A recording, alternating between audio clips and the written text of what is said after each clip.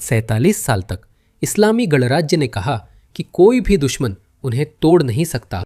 वे बार बार कहते रहे कि वे प्रतिबंधों, हत्याओं और इजराइल के साथ 12 दिन के युद्ध से बच गए हैं। वही जीवित रहना वह पूरी वजह थी जिसके लिए आईआरजीसी ने बलिदान की मांग की। जो पैसा उसने खर्च किया और जो क्रूरता उसने अपने ही लोगों के खिलाफ दिखाई। फिर कल अमेरिकी नौसेना की नाकाबंदी के 11 दिन बाद ईरान के इस्लामी गणराज्य ने राष्ट्रीय टेलीविजन पर आकर अपने नागरिकों से कम खाना खाने और कम बिजली इस्तेमाल करने को कहा। मैं मजाक नहीं कर रहा हूं, हम बहुत जल्दी इन सब बातों में गहराई से जाएंगे।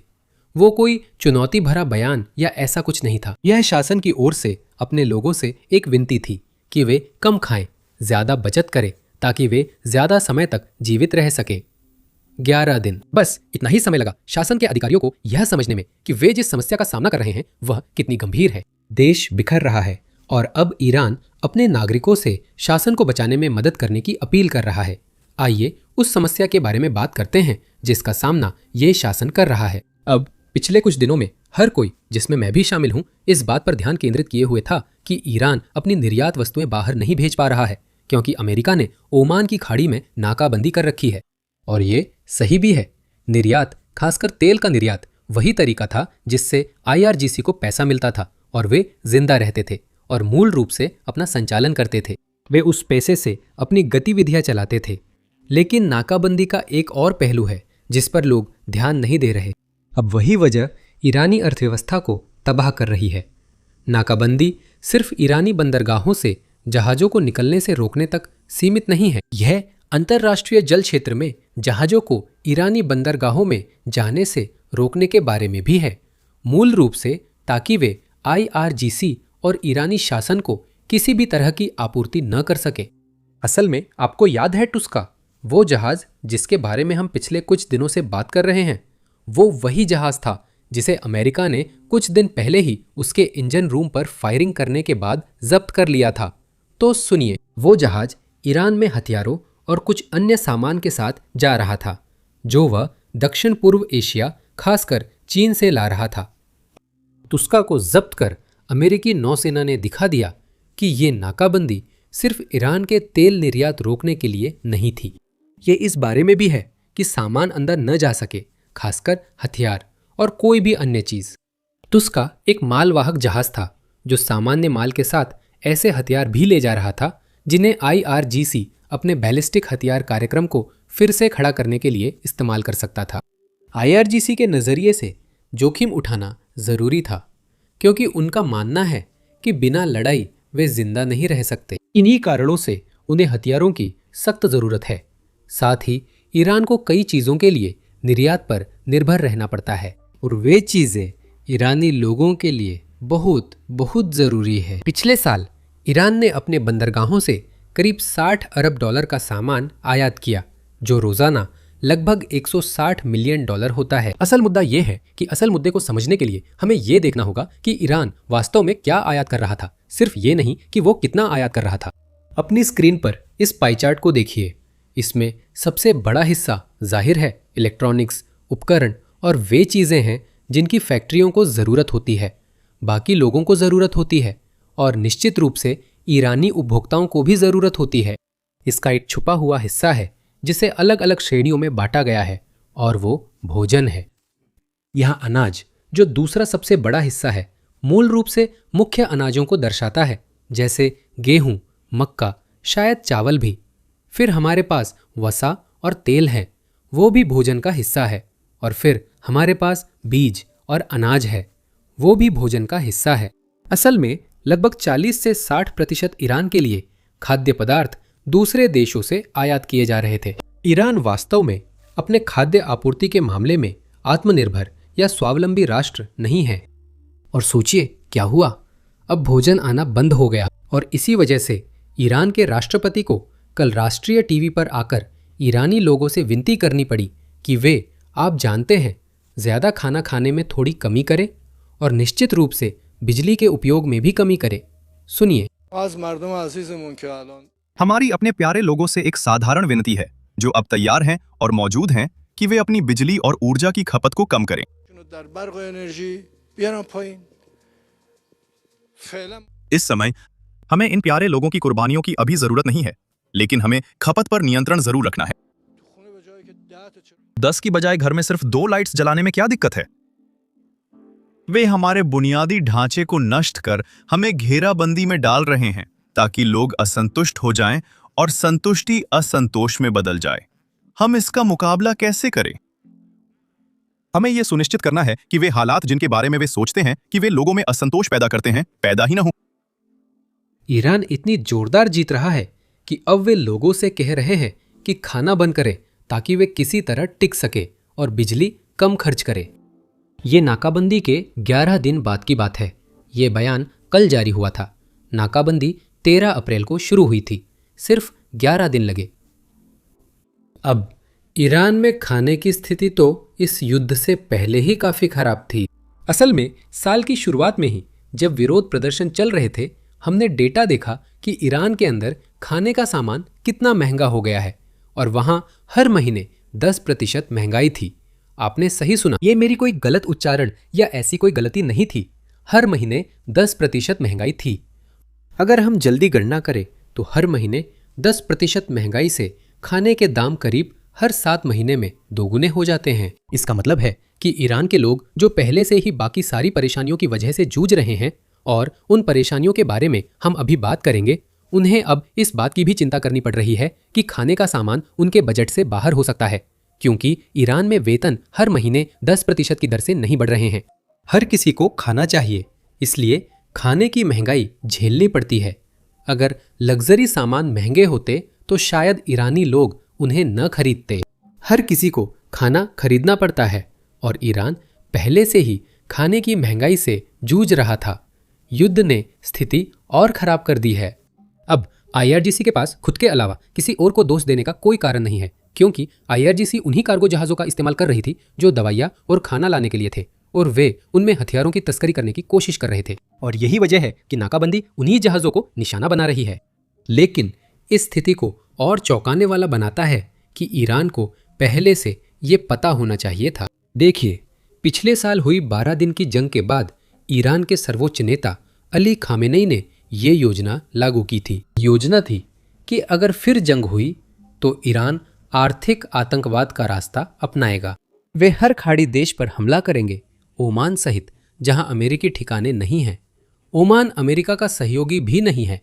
ईरान इस आर्थिक दबाव या मेरी नज़र में आतंकवाद की रणनीति अपनाना चाहता था। रणनीति में हॉर्मुज जलडमरू मध्य की नाकाबंदी करना शामिल था, क्योंकि ईरान जानता था कि ये तेल बाजार के लिए अहम है। और यही वजह है कि हॉर्मुज जलडमरू मध्य अमेरिकी जनता और निश्चित रूप से अमेरिकी राष्ट्रपति के लिए कितना महत्वपूर्ण होगा। अगर आप उस रणनीति पर थोड़ा और गहराई से सोचें कि अगर ईरान हॉर्मुज जलडमरू मध्य की नाकाबंदी करने जा रहा है, मुझे लगता है कमरे में रणनीति बनाने वाले को कहना चाहिए था कि अगर हम जलडमरू मध्य की नाकाबंदी करें तो क्या अमेरिका ईरानी बंदरगाहों की नाकाबंदी नहीं करेगा?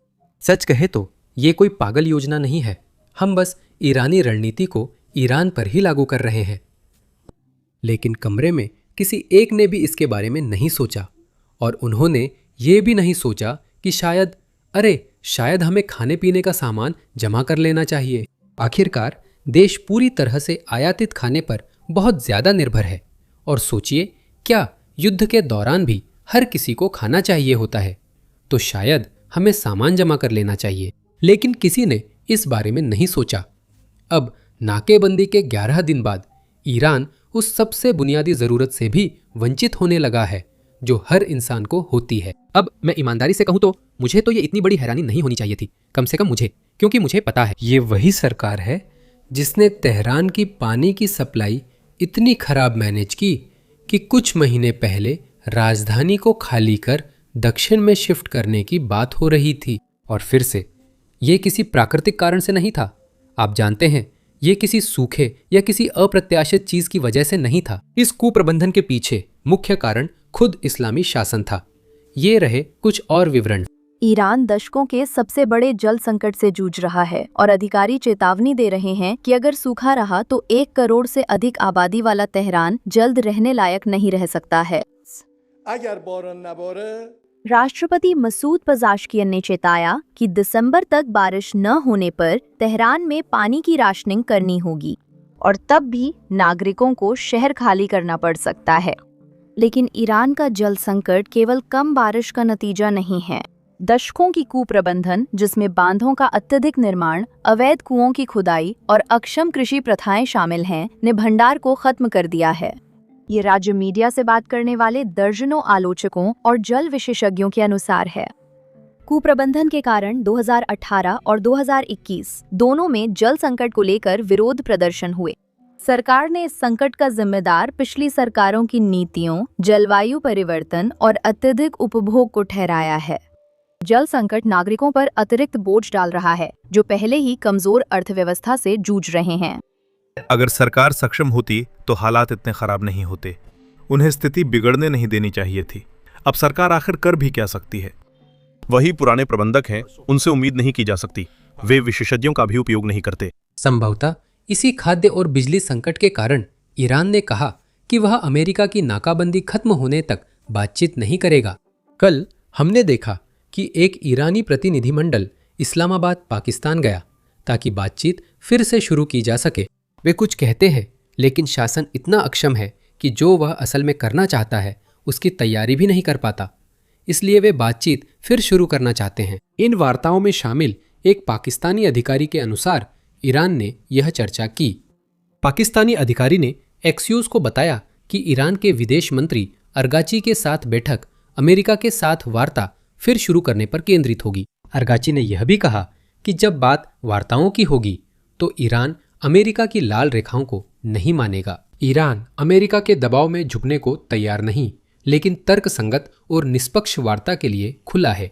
अब कल हमने इस बारे में बात की थी कि कैसे हमने विशेष दूत स्टीव विटकॉफ और जैरेड कुशनर के इस अरगाची बैठक के एक दिन बाद इस्लामाबाद जाने की रिपोर्ट देखी, ताकि मूल रूप से संयुक्त राज्य अमेरिका और ईरान के बीच एक दूसरा शिखर सम्मेलन आयोजित किया जा सके। दुर्भाग्यवश ईरानी विदेश मंत्री की बैठक ईरान की उम्मीद के मुताबिक नहीं रही। ईरानी प्रतिनिधिमंडल के पाकिस्तान से लौटते ही ट्रंप ने बयान दिया और उन्होंने मूल रूप से कहा, संयुक्त राज्य अमेरिका ईरान से बातचीत करने के लिए पाकिस्तान से बार बार उड़ान नहीं भरेगा। अगर ईरान बातचीत को लेकर गंभीर है तो वे बस फोन उठा सकते हैं और कॉल कर सकते हैं। सुनिए। Fox News exclusive. राष्ट्रपति ट्रंप ने आयशा हासनी को बताया कि उन्होंने अपने दूत की ईरान से बातचीत के लिए पाकिस्तान यात्रा रद्द कर दी है। आयशा हासनी राष्ट्रपति का सीधा बयान भेज रही हैं।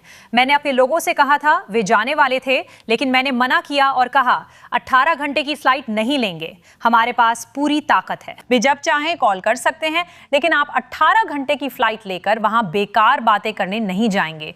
ये बहुत महत्वपूर्ण है। ये खबर आयशा हासनी ने दी है, जो उस यात्रा के बाद आई है जिसे हफ्ते की शुरुआत में रद्द कर दिया गया था, जहां उपराष्ट्रपति जेडी वॉन्स बातचीत करने वाले थे। एलेक्स होगन व्हाइट हाउस से एक्सक्लूसिव जानकारी के साथ लाइव हैं। नमस्ते आयशा।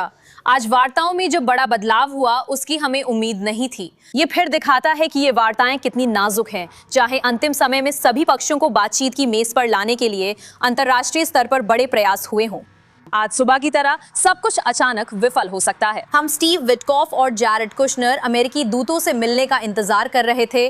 वे आज पाकिस्तान में प्रतिनिधि मंडल का नेतृत्व करने वाले थे। राष्ट्रपति डोनाल्ड ट्रंप ने आज फॉक्स न्यूज की आयशा हसानी को बताया कि उन्होंने यात्रा रद्द कर दी है। ये खबर ऐसे समय आई जब ईरान के विदेश मंत्री पाकिस्तान छोड़ चुके थे। राष्ट्रपति ट्रंप ने फिर कहा कि 18 घंटे की उड़ान पर भेजना बेकार है, ईरान कभी भी कॉल कर सकता है। इसके बाद ट्रंप ने ट्विटर पर बयान जारी किया कि मैंने प्रतिनिधियों की इस्लामाबाद यात्रा रद्द कर दी, जो ईरानियों से मिलने जा रहे थे। यात्रा में बहुत ज्यादा समय बर्बाद हो रहा है और यह बहुत ज़्यादा काम है। वैसे अगर आप लोगों को नहीं पता हो तो अमेरिका से पाकिस्तान जाना एक तरफा 16 घंटे की उड़ान है, तो आप वहाँ जाते हैं। शायद ऐसी लंबी उड़ान के बाद आपको थोड़ा समय चाहिए होता है ठीक होने के लिए। फिर आप ईरानियों के साथ बैठक करते हैं और फिर वापस उड़ान भरते हैं, वो भी 16 घंटे की उड़ान है। तो साफ है कि ये बहुत लंबी यात्रा है। खैर चलिए ट्रंप के बयान के साथ आगे बढ़ते हैं। इसके अलावा ईरानी नेतृत्व के अंदर काफ़ी ज़्यादा आपसी लड़ाई और भ्रम है। कोई नहीं जानता वहाँ कौन जिम्मेदार है, खुद ईरानी भी नहीं। सारे पत्ते हमारे हाथ में हैं, उनके पास एक भी नहीं है। अगर वे बात करना चाहें तो अमेरिका को कॉल करें। मेरे हिसाब से ये सिर्फ बयानबाजी नहीं है। मुझे नहीं लगता कि ट्रंप सिर्फ कह रहे हैं कि हम बातचीत नहीं चाहते। तो ईरान, आप जानते हैं, आखिरकार खुलेआम बातचीत के लिए तैयार होता है, क्योंकि फिर से यही रणनीति ट्रंप इस्तेमाल कर सकते हैं। उन्होंने पहले भी ऐसे काम किए हैं, लेकिन इस बार ऐसा लगता है कि बातचीत वाकई में रद्द कर दी गई है। मैं ऐसा कह रहा हूं क्योंकि पाकिस्तान में अमेरिका और ईरान की इस्लामाबाद बैठक की तैयारियां हो रही थी, लेकिन अब उन्हें वापस लिया जा रहा है। पिछले 2 हफ्तों से इस्लामाबाद लगभग बंद था, क्योंकि अफवाहें थी कि अगली बैठक बहुत बड़ी होने वाली है, जिसमें कोई समझौता तय या यहाँ तक कि साइन भी हो सकता है। संभावना थी कि राष्ट्रपति ट्रंप वहां आ सकते हैं। इसी कारण पाकिस्तान की राजधानी इस्लामाबाद लॉकडाउन में थी। दुकानें बंद थी, सड़कों पर आम लोगों के लिए रोक थी और हर ओर सुरक्षा अधिकारी व बैरिकेड्स थे। पिछले 2 हफ्तों से सामान्य जनजीवन ठप था, लेकिन अब तैयारियां वापस ली जा रही हैं। शहर फिर से खुल रहा है और सुरक्षा बैरियर हटाए जा रहे हैं। यह निश्चित रूप से इस बात का अच्छा संकेत नहीं है कि बातचीत हो रही है। अब इसके अलावा एक न्यूयॉर्क पोस्ट के पत्रकार है और मेरा अनुमान है कि शायद अन्य अमेरिकी पत्रकार भी हैं जो इस्लामाबाद में अभी भी मौजूद हैं, जो लगभग 3 हफ्ते पहले हुई पिछली वार्ता के बाद से यहीं हैं। शायद वे सोच रहे थे कि एक और बैठक होगी, इसलिए शहर में रुके रहे। इन पत्रकारों का व्हाइट हाउस और शायद ट्रंप से भी सीधा संपर्क था। आज सुबह राष्ट्रपति ट्रंप ने एक पत्रकार को मैसेज किया कि वह घर लौट सकता है, जिससे संकेत मिला कि निकट भविष्य में और बैठकें संभव नहीं हैं। यह हैरानी की बात है कि अमेरिका के राष्ट्रपति इतने बड़े समाचार को बस मैसेज से बता रहे हैं, लेकिन यह वाकई बड़ी खबर है और ये इस संभावना की ओर इशारा करता है कि बातचीत पूरी तरह से बंद हो गई है। इसका मतलब है कि युद्ध कभी भी फिर से शुरू हो सकता है। फिर भी मैं एक और विकल्प देना चाहता हूं कि आगे क्या हो सकता है। इसका मतलब ये भी हो सकता है कि बातचीत किसी और शहर, शायद स्विट्जरलैंड में शिफ्ट हो जाए, जहां फरवरी में युद्ध से पहले बातचीत हो रही थी। ये भी एक संभावना है, लेकिन मेरी राय में इसकी संभावना बहुत कम है कि ऐसा होगा। तो ज़्यादा संभावना यही लगती है कि अगली वीडियो में हम युद्ध के फिर से शुरू होने की बात करेंगे। अब ईरानियों के लिए यह बिल्कुल भी अच्छी खबर नहीं है, क्योंकि जैसा कि हमने वीडियो की शुरुआत में बात की थी, महंगाई काबू से बाहर है, बंदरगाहों पर खाना नहीं पहुंच रहा है और अब अगर युद्ध फिर से शुरू होता है तो महंगाई और भी ज़्यादा बढ़ जाएगी। यहाँ और जानकारी है। मुझे लगता है कि शुरुआत में हम पिछले कुछ महीनों को ध्यान में रख सकते हैं जो दूसरे युद्ध के साथ समाप्त हुए। जनवरी और फरवरी में महंगाई दर महीने में 8% तक पहुंच रही थी। वहां से शुरू करते हुए और मान लेते हैं कि ये हर महीने या हर 2 महीने में 1% बढ़ेगी। साल के अंत तक हम हर महीने 11 से 12% महंगाई दर का सामना कर रहे हैं। ये मूल रूप से 200% से भी ज्यादा कीमतों में बढ़ोतरी है और इस तरह औसत वस्तुओं की कीमत 3 गुना हो जाएगी। ये दुर्भाग्यपूर्ण है, लेकिन फिलहाल एक और संघर्ष शुरू हो सकता है।